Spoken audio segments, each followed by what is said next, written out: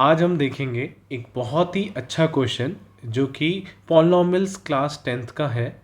इसको हम splitting the middle term से करेंगे।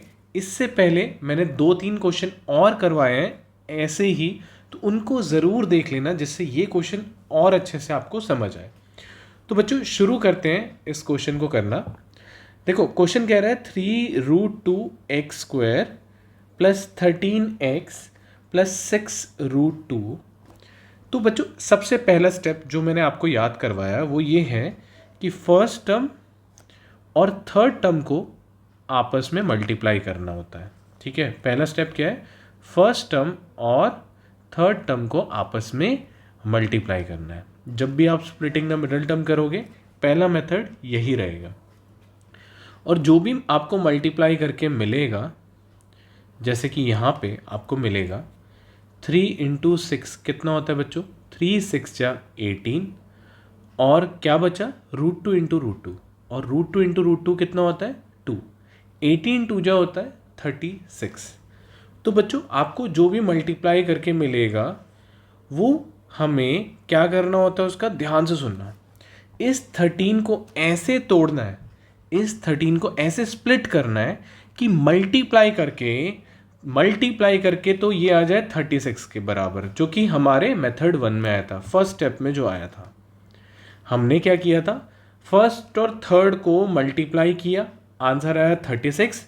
और 13 को ऐसे स्प्लिट करना है कि मल्टीप्लाई करके क्या आ जाए? आपका मल्टीप्लाई करके आ जाए 36 और प्लस माइनस करके वो 13 का 13 ही रहे। ठीक है, क्लियर है?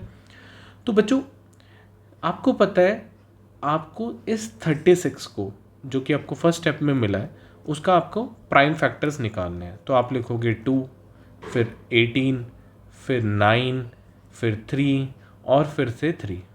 ठीक है, फिर ऐसे पेयर बनाने, देखो बच्चों, कि इसका मल्टीप्लिकेशन क्या आना चाहिए? 36 आना चाहिए, और प्लस माइनस करके वो 13 का 13 ही रहना चाहिए। ठीक है, फॉर एग्जाम्पल आपको यहाँ दिख रहा है ये है 9 और ये है 4। 4 × 9 कितना होता है? आपको पता है 36, जो कि आपको फर्स्ट स्टेप में बनाना था। मल्टीप्लाई करके क्या आना चाहिए?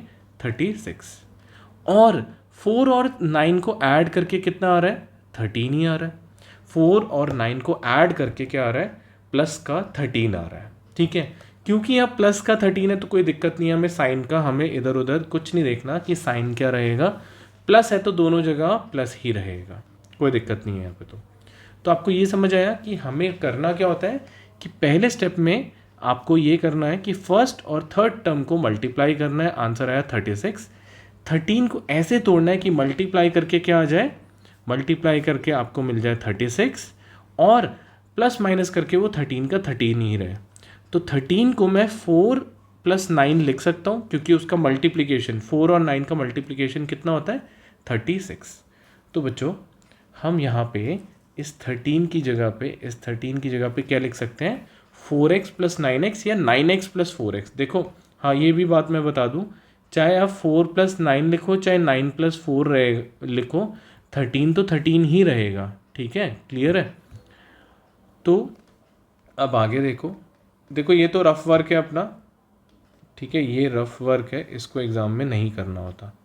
ठीक है, पर ये हमारे लिए इम्पॉर्टेंट है। तो क्वेश्चन में जो अपना 3√2x² है उसमें 13 को हम क्या कर रहे हैं? हम लोग लिख रहे हैं 9x + 4x + 6√2। तो बच्चों हमने 13 को बस ये लिख दिया 9 + 4, बाकी ये दोनों तो एज इट इज़ है ना, इनको नहीं छेड़ा हमने, इनको एज इट इज़ लिख दिया। उसके बाद 3√2x² का मतलब होता है x × x, और 3√2 का मतलब क्या होता है? 3√2 को हम ये भी लिख सकते हैं 3 × √2, एक ही बात है। ठीक है, 3 × √2 लिखूँ या 3√2 लिखूँ, बात एक ही है। अच्छा, 9 को क्या लिख सकते हैं?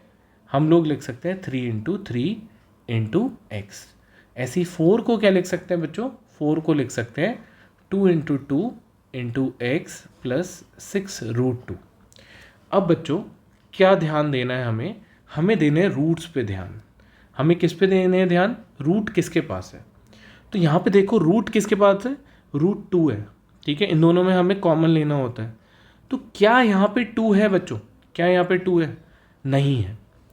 तो यहाँ पे हमें टेंशन ही नहीं लेनी, कुछ कन्वर्ट करने की ज़रूरत नहीं है। पर यहाँ पे देखो, यहाँ पे रूट 2 है, तो ये जो 7 वाला है, क्या यहाँ पे रूट 2 दिख रहा है आपको, नहीं दिख रहा। क्या यहाँ पे दिख रहा है इसके साथ में, क्या मैं 4 को आपको कहीं पे भी दिख रहा है रूट 2 लिखा हुआ, नहीं दिख रहा। पर बन सकता है, क्योंकि आपको पता है रूट 2 इंटू रूट 2 2 के बराबर होता है, ठीक है। फिर से बोल रहा हूँ, बना तो सकते हैं हम 4 को लिख देंगे, 4 को लिख देंगे 2 इंटू 2, और किसी भी इन दोनों 2 में से किसी को भी पकड़ो, उसको लिख दो। इस 2 को मान लो मैं लिख देता हूँ रूट 2 इंटू रूट 2। कोई दिक्कत होगा, कुछ भी फ़र्क नहीं पड़ेगा, क्योंकि करके देख लो, रूट 2 इंटू रूट 2 2, 2 इंटू 2 4 आएगा आंसर, कोई दिक्कत नहीं हो रही। हमने इस 2 को क्या लिख दिया, रूट 2 इंटू रूट 2 लिख सकते हैं, है ना, क्लियर है।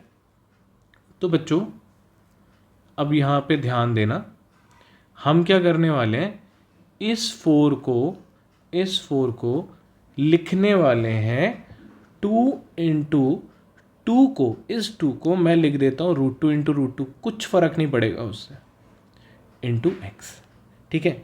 क्यों किया मैंने ऐसा, क्योंकि कॉमन लेने के लिए, यहाँ पे भी रूट 2 है, यहाँ पे भी रूट 2 है, जिससे रूट 2 कॉमन हो जाए। जब बच्चों को समझ नहीं आता यार क्या कॉमन होगा, यहाँ तो रूट 2 है, यहाँ तो 4 है, क्या कॉमन होगा, तो कॉमन ऐसे करना है कि आपको फर्दर उसको स्प्लिट कर, तोड़ देना है बेसिकली। आपने देखा 4 है तो 2 इंटू 2 लिखा, और 2 को मैं क्या लिख सकता हूँ, रूट 2 इंटू रूट 2। अच्छा, रूट 2 और रूट 2 कॉमन मिल जाएगा, अब क्लियर है, ठीक है।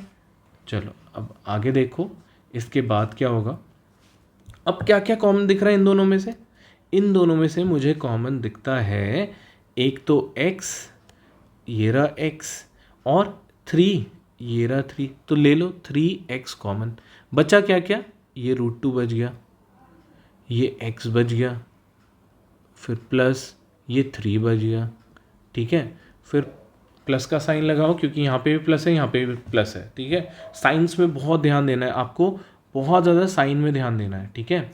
अब देखो यहाँ पे और क्या क्या कॉमन है, मैं फर्दर 6 को क्या ऐसे लिख दूँ, देखो 6 को मैं ऐसे लिख दूँ, बताओ 6 को मैं ऐसे लिख दूँ 2 इंटू 3 इंटू रूट 2, 6 को मैं ऐसे लिख दूँ 2 इंटू 3, कोई दिक्कत नहीं ना, ठीक है।